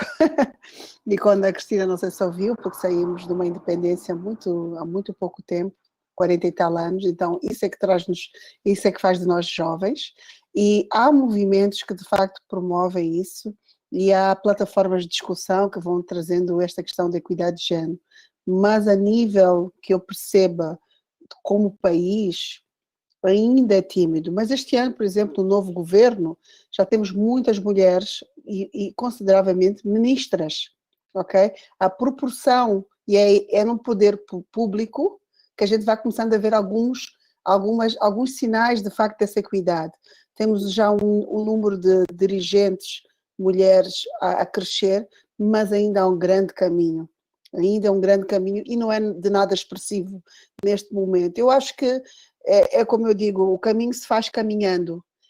Só o fato de nós estamos aqui hoje também 3 mulheres, mais a colega que está a fazer a tradução aqui para Braille, estamos aqui com o Paulo, que endossa aqui as mulheres, porque acho que a equipa dele era maioritariamente feminina, na Val pelo menos, em termos de comunicação.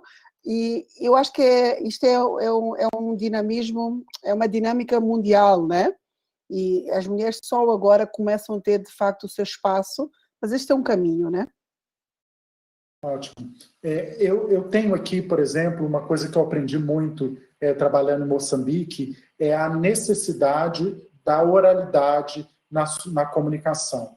Né? Então, quando nós, profissionais de comunicação, com experiência aqui no Brasil, vamos pensar, a gente vai logo pensando na produção de conteúdo escrito, né? E lá nós deparamos com uma necessidade da produção ou da utilização da oralidade, já que isso é uma característica cultural. Sheila, eu queria que você falasse um pouquinho sobre isso, depois eu passo para a Cristina, se você puder dar exemplos de qual é a melhor abordagem nesses países que você já teve a oportunidade de trabalhar ou com profissionais. Se eu vou para a oralidade, se eu vou para a formalidade, se eu vou para o texto escrito, por favor, Sheila. Obrigada, Paulo. Perguntas extremamente ricas e que fazem-me viajar pelo meu próprio país, né? Nós somos um povo, o povo africano no geral, mas em Moçambique, é um povo com uma cultura assim oral, né? As pessoas sentam-se, talvez já não tanto, mas existe esse conceito em que as árvores são importantes, em que as pessoas sentam-se à volta das árvores, junto dos mais velhos, a hierarquia, como eu falei, dos avós, dos anciões, para ouvir histórias, ok? Sendo que é um povo que ainda está a crescer no acesso à educação escrita, então é um povo muito oral. Então, quando eu vou fazer uma campanha em que eu vou fazer um texto enorme, ou vou usar plataformas e veículos de comunicação que sejam mais escritos, como intranet, internet, newsletters, e sendo que o meu público, neste caso, por exemplo, se for falar da Val, é 90% operacional, eu não vou engajar. Vou gastar dinheiro com agências de publicidade e não vou engajar. Eu sempre digo, quando estou a trabalhar com a equipa, que eu hoje lidero, é assim, nós temos que estar onde o nosso público está. E o nosso público está aqui, no telemóvel. Por quê? Porque somos visuais e somos orais. O mundo cada vez mais está visual, mas o povo moçambicano é muito visual. Tanto que a roupa das nossas cores, que nosso pano tradicional, que é a capulana, é colorido. Nós paramos para conversar, nós paramos para fazer o chá. As empresas, é por isso que às vezes brincamos, parece que estás uma empresa pública, porque a pessoa chega, vai para a empresa é uma extensão familiar, que tem vantagens e tem desvantagens, porque há um sentido paternal das empresas, porque a África tem isso. Ele chega a empresa e vai ter, se calhar, a sua primeira e melhor refeição. Eu não estou a dizer que é todas as empresas. Então, ele toma o chá, ele conversa com o colega, fala do caminho, o timing é outro. Então, muitas das vezes, onde é que nós começamos a ter os choques culturais? Eu chego, se eu tenho uma cultura British inglesa, em que anglo-saxónica, em que time is money, se calhar não vai dar certo. Eu vou ter que me ajustar um pouco àquilo que a Cristina também falava com a experiência dela. Então, esta oralidade tem a ver com o contar das novidades, o contar da história. Então, um DSS, um diálogo de saúde e segurança que nós fazemos, por exemplo, na empresa, em que estão todos ali a ouvir em comunicação direta, e pesquisas mostram na empresa, a nível global e a nível local, que 70% a 80% dos trabalhadores preferem saber das informações diretamente do seu líder. Por quê? Porque é uma questão de um sistema de confiança. A oralidade tem a ver também com o sistema de confiança. Quem me passa a informação, porquê que me passa a informação e como passa-me a informação. Então é mais fácil eu acreditar naquilo que o meu colega diz do que necessariamente aquilo que está escrito. Então isto tem a ver muito com a cultura do contar a história. À volta da fogueira e à volta dos ensinamentos através dos anciões. Então, é por isso que o moçambicano, tirando a Sheila, fala pouco e ouve muito, por causa dessa cultura. Ótimo, Sheila. Obrigado aí pelo depoimento. Cristina, queria que você falasse um pouco sobre a experiência. Ô, Paulo e Sheila, engraçada, à medida que a Sheila foi falando, eu vi muito da cultura chinesa no seu relato, porque da mesma forma, os chineses são muito de comunicação direta, e para o chinês, a palavra é o documento. Então, muitas vezes você fecha negócio e dispensa a assinatura, dispensa a formalidade, né? Então, assim, as palavras têm muito valor. Então, tem uma questão na cultura chinesa que é eu honro a minha palavra, né? Essa questão de documentar, papel, assinatura, eu vejo que é uma questão talvez até mais brasileira do que oriental. Porque os chineses fecham muito negócio numa mesa de jantar. E depois de... Vários pratos. Vários pratos. Sim, os maiores negócios são fechados numa mesa de jantar, né? No momento de socialização e de confraternização. O chinês precisa saber que você vai estar ao lado dele para o que deve no novo negócio. Ele precisa desse contato presencial, dessa presença. Tem um termo, né? Guanjin? Como é que é? Guanxi. Ah, viu? Guanxi é relacionamento. Isso. Explica um pouco. Você tem uma cara que chinês falou. Então, assim, essa questão é muito forte na cultura chinesa. E os japoneses também, né? Tem essa questão de confiar na comunicação direta do seu gestor, de gostar de interagir, de estar presente. O oral, o visual também é muito importante na comunicação com os asiáticos. Então, endosso tudo isso. A Sheila, eu acho que a cultura de vocês com a cultura asiática tem muita semelhança. Acho que sim. Eu acho que sim. É muito. Eu acho que a semelhança é muito na hierarquia, no respeitar o mais velho. Eu acho que os asiáticos têm isso, o africano e o moçambicano têm isso também. Então, se calhar, entende-se mais, é por isso que os grandes investimentos dos países socialistas vêm para a África, por algum motivo que eu não sei. Se calhar, agora que tu estás a falar, agora estou a pensar nisso, né? Se calhar é por aí, porque conseguem se entender no mesmo discurso e não sentem também aquela opressão e o poder do Ocidente. Por isso existe resistência, se calhar, para o Ocidente, porque o Ocidente está diretamente correlacionado com alguma opressão e com algum domínio, ok? Então, se calhar, seria interessante, né? Isto é um tema extremamente interessante. Isso, só não confundo que essa questão da interação, né, desse contato, dessa oralidade, visualidade e essa interação, ela não é informalidade, muito pelo contrário, ela tem toda essa questão de formalidade, tem essa questão da hierarquia, que você muito bem citou, Sheila. Os chineses e os japoneses respeitam muito a hierarquia.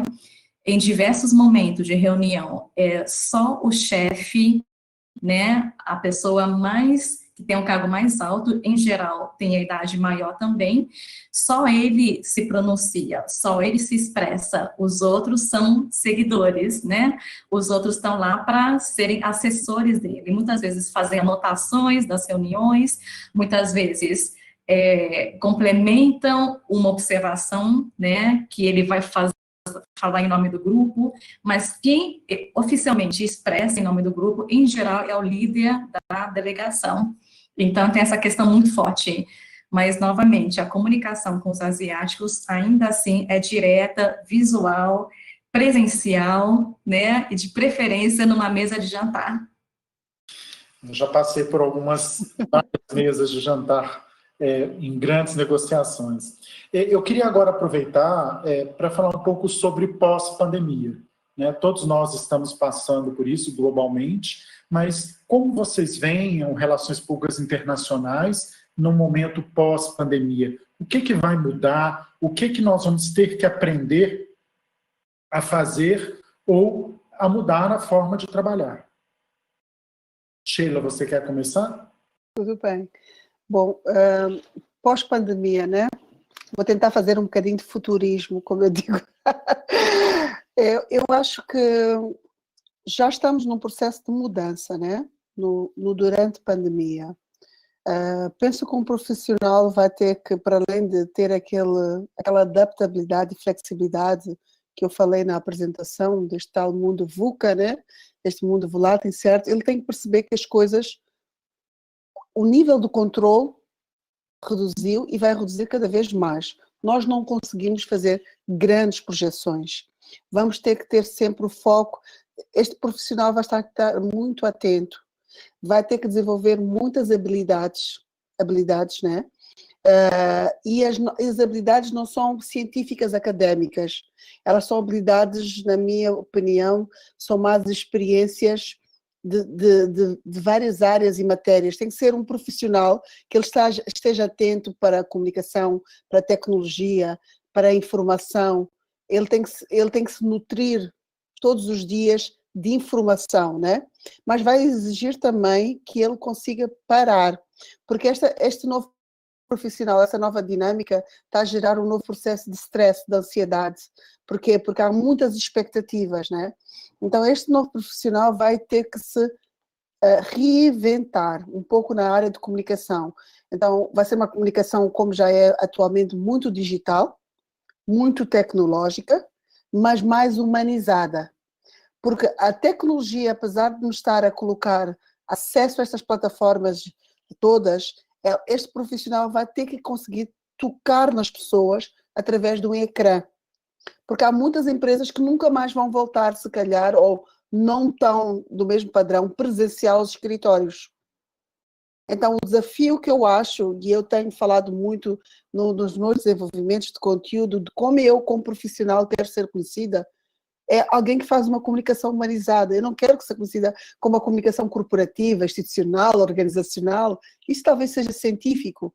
Este profissional tem que conseguir tocar o coração das pessoas pela linguagem dela e tem que conseguir segmentar o discurso individualizando a relação profissional.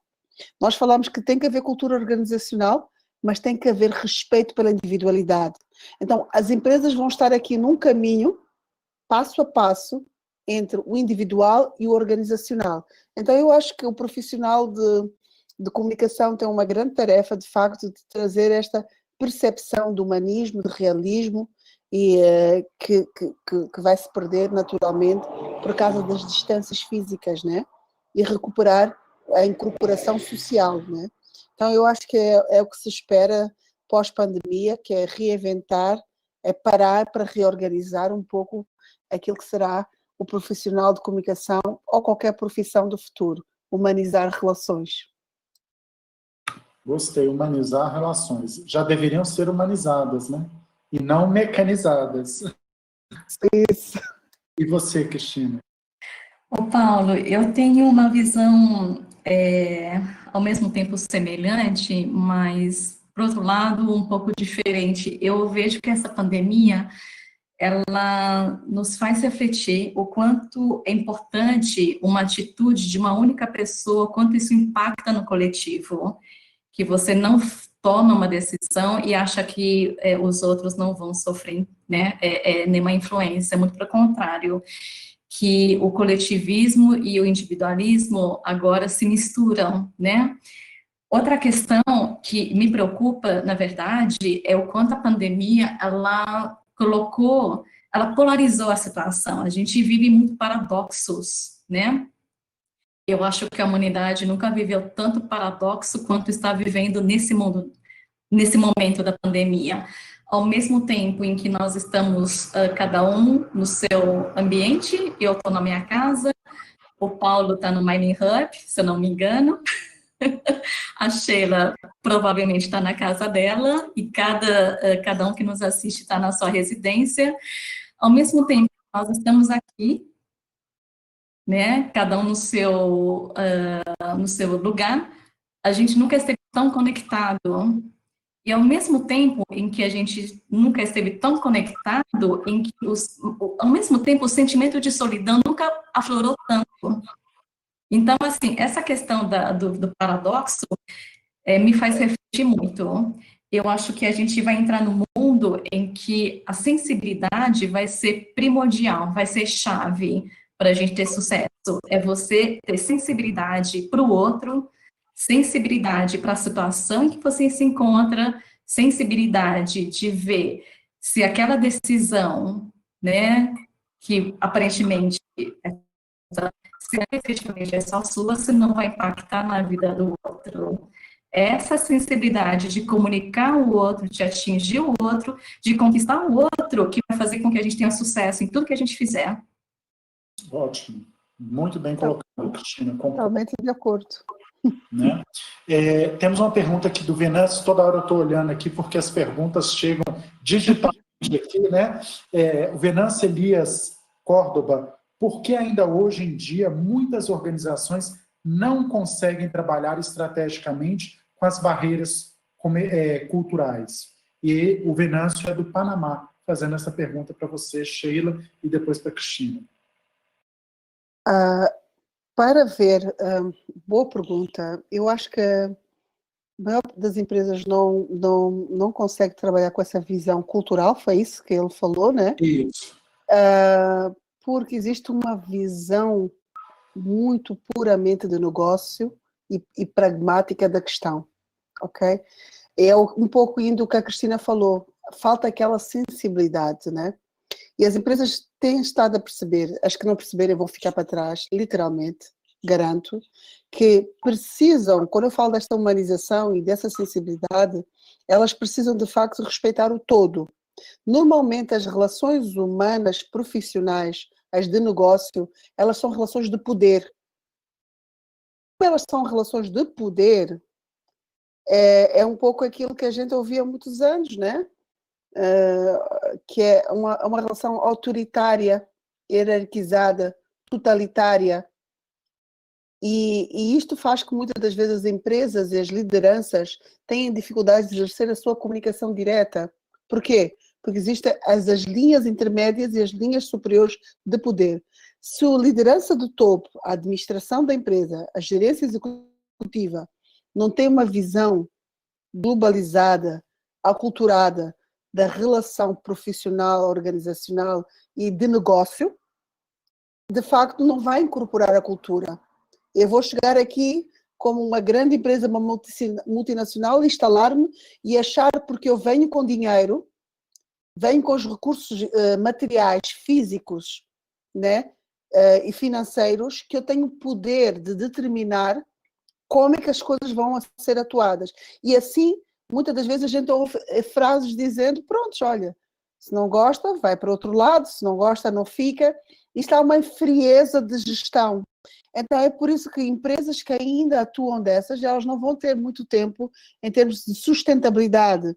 Porque quando nós falamos em gestão de uma empresa, nós falamos em sustentabilidade. E a sustentabilidade não é aquilo que nós assinamos apenas no Pacto Global das Nações Unidas. É o respeito, é a diversidade, é a inclusão, é a escutativa. Então eu acho que o grande desafio de algumas empresas ainda ter essa visão é porque elas ainda julgam que o dinheiro, o poder, controla nações e pessoas. E nós percebemos, para se fazer uma guerra, basta um papel e uma caneta. Simplesmente isso. Seja uma guerra física, seja uma guerra intelectual, só precisamos de um papel e de uma caneta. Então, eu acho que essas empresas não têm espaço a curto, médio prazo. Corretíssimo. Cristina? Eu acho que a questão cultural, ela está muito enraizada na gente e, obviamente, está muito enraizada nas empresas. Tudo isso que a Sheila falou, eu compartilho, concordo com ela, e eu só quero acrescentar que existe uma questão que, obviamente, nós conhecemos muito bem, que chama-se vaidade corporativa. É uma questão muito difícil de trabalhar, porém ela é muito latente, e aí você vê, né, mesmo estando no Brasil, o fato de você, no nosso caso, né, nós temos o escritório em BH, nós temos o escritório em Salvador, outro em Caetité, interior da Bahia, e outro em Ilhéus, que é na região litorânea da Bahia. E o fato de nós temos 4 escritórios, 3 na Bahia e 1 no estado de Minas, já tem uma diferença cultural grande, né? Então, uma coisa é você fazer interface com colegas que ficam aqui no escritório de BH, outra coisa é com os nossos colegas baianos. Isso amplifica isso para o nível mundial, né? E essa interação entre empresas, realmente, na questão cultural, não é fácil. E eu cito como culpado essa vaidade corporativa, que se alguém conseguir trabalhar essa questão, eu acho que vai ser o grande guru. Ótimo. Adorei a palavra vaidade corporativa. Já registrei. Sheila, tem uma pergunta aqui do Victor Yatitima, deve ser de Moçambique. Né? No país de Moçambique, em que os níveis de literacia são relativamente baixos, como é que as empresas no cenário pós-Covid podem se engajar com seus públicos? Eu acho que Contra o teletrabalho e a distância social, o distanciamento social. Olá, Vítor. O Vítor é membro da associação. Fico feliz de ele estar aí. Eu acho que o grande desafio está aí, a grande chave ou a caixa de Pandora para ser aberta. Educação, competências. A resposta para mim é simples. As empresas estão com um ótimo momento para investir em capacitação para os seus trabalhadores. Não é que esteja a sobrar tempo, atenção, porque nós percebemos que o teletrabalho, eu não sei, eu trabalho o dobro, a minha equipa trabalha o dobro, não é essa a questão, mas eu acho que tem tempo para reorganizar-se e investir em capacitação. Eu acho que se as empresas querem fazer responsabilidade social corporativa, Vítor, têm que começar fazendo responsabilidade social corporativa junto dos seus trabalhadores. Investir em áreas de educação, que normalmente estão agarradas aos recursos humanos, capacitar, levar a sério os planos de desenvolvimento individual, porque eu não tenho também recursos humanos para ir buscar o mercado e substituir. Dá tempo, é preciso ter tempo e investir no desenvolvimento dos nossos profissionais. Era bom que todas as empresas apanhassem no mercado pessoas prontas. Não, as pessoas se fazem, ok? Muito poucas se fazem-se prontas. Então, eu acho que a grande sacada, né, como se diz no Brasil, a grande dica é investir em capacitação contínua. E nós sabermos quem é o nosso trabalhador. E deixarmos de achar que o nosso trabalhador é um número ou um código de um crachá.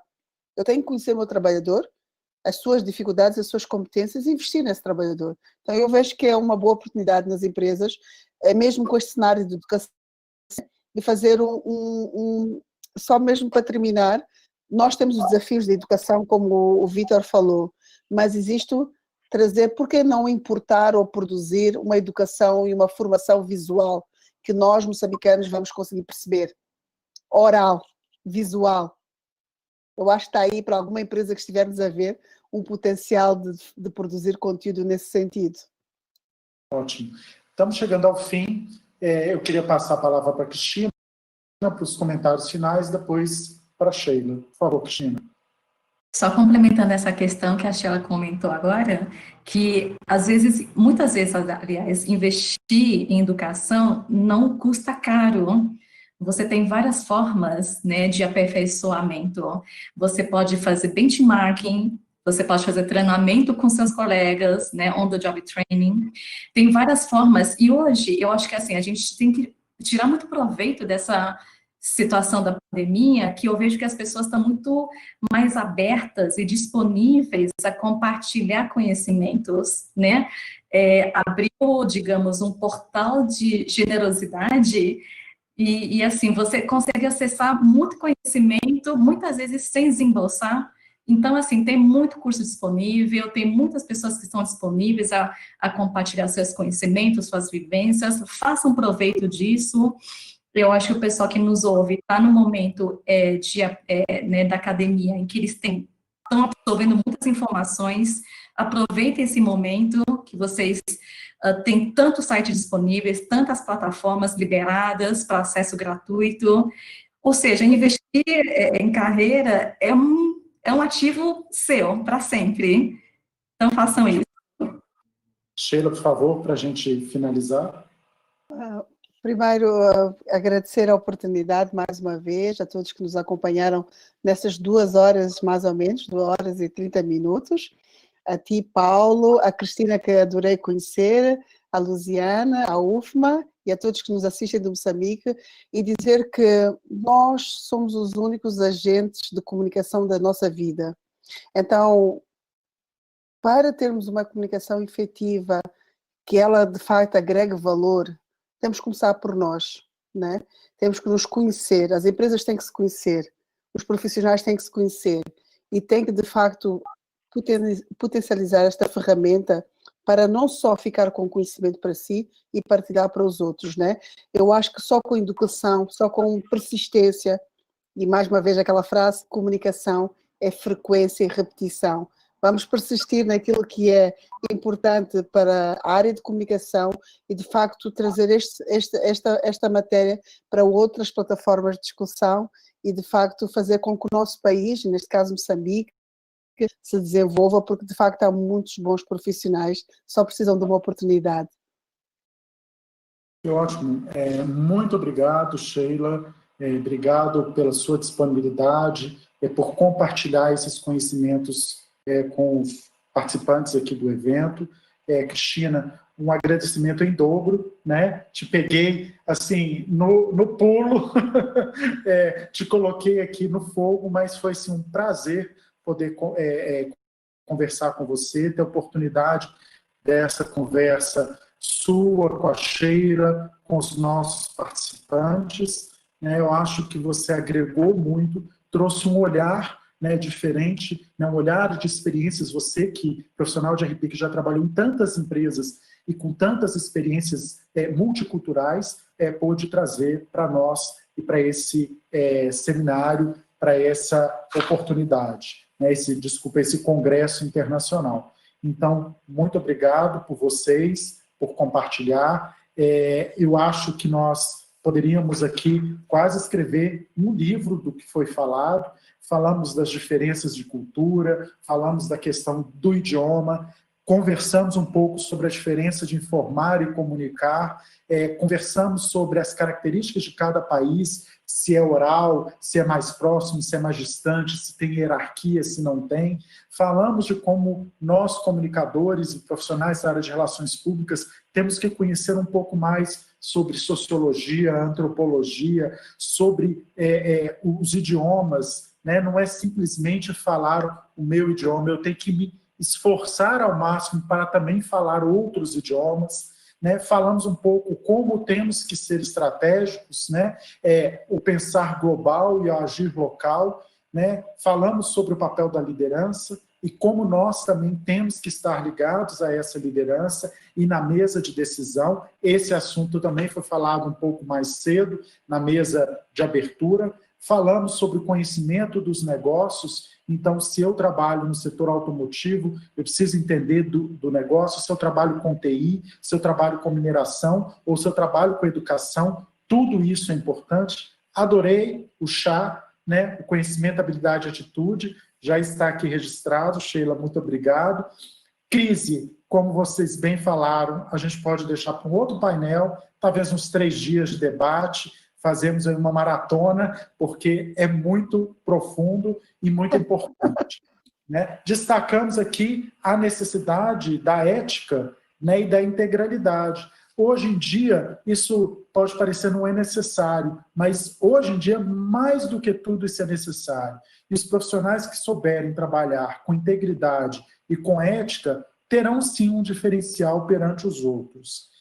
Falamos sobre segmentar, né? Falamos sobre frequência e repetição, né? Como a comunicação não basta falar uma vez, você vai ter que ter essa frequência, vai ter que ter essa coerência e eu vou ter que repetir, né? Destacamos também o quanto nós contribuímos com a reputação e com o resultado das organizações. Falamos de diferenças sociais, de diferenças culturais, do norte de Moçambique, do sul, da China, né? Falamos de Taiwan. Acho que fizemos aí um passeio no mundo com todas essas colocações. Então, mais uma vez, muito obrigado, Xexê, Cristina, Sheila.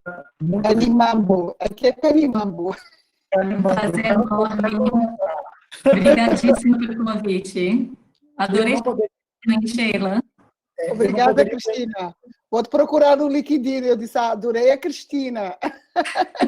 Já começamos aí uma relação. Eu tenho aqui alguns professores para poder agradecer à equipe aqui. Se eu esquecer de alguém, a culpa não é minha, é da minha cola eletrônica que eu estou recebendo aqui, né? Então, professora Hélida, muito obrigado. Giza, Maria do Carmo, Ana Leila, Melissa Moreira, Rose Ferreira, muito obrigado. Professores da minha época, que eu não sei se estão ainda na UFMA, mas podem ter aposentado, professor Protásio, Azulay, a professora Luciana Jerônimo, sei que ainda está aí, e muito obrigado às nossas tradutoras de Libra. Obrigado, Mônica, equipe aí, obrigado por fazer a tradução para Libras. Muito obrigado, Sheila e Cristina. Obrigada. O material vai ficar gravado no YouTube do grupo de pesquisa, podem assistir depois. Amanhã, de manhã e à tarde, quinta de manhã à tarde, continuamos com o nosso Congresso Internacional de Relações Públicas Internacionais e Mercados Emergentes. Gente, obrigado. Bom congresso. Tchau, tchau. Tchau, Cristina. Tchau, tchau.